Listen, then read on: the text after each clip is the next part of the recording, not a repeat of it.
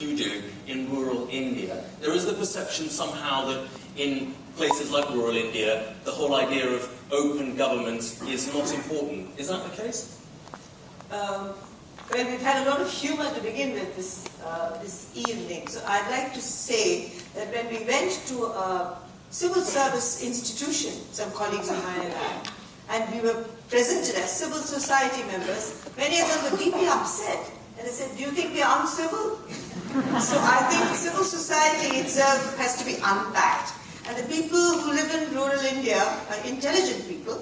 Like Urmo said, ordinary people are intelligent, they are bright. We don't listen to them. And we have Gandhi. Gandhi traveled the whole of India, listened to people. And that's how the national movement for independence really originated.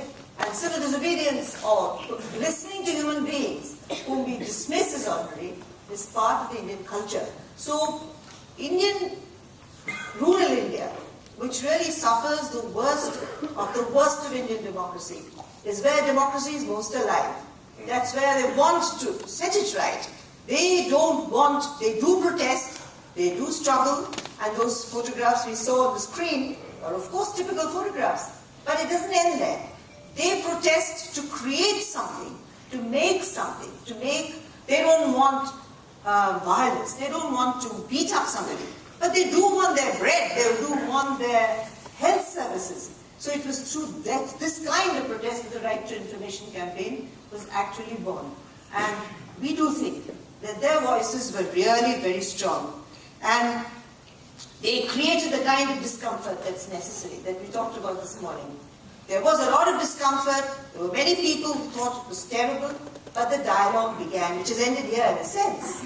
So the dialogue began between people, the civil servants, and the politicians. And it's in that dialogue, through the course of that dialogue and the dialectic, that there was protest and advocacy, that the concept of a free, transparent, working environment grew. Just very quickly to you first, William.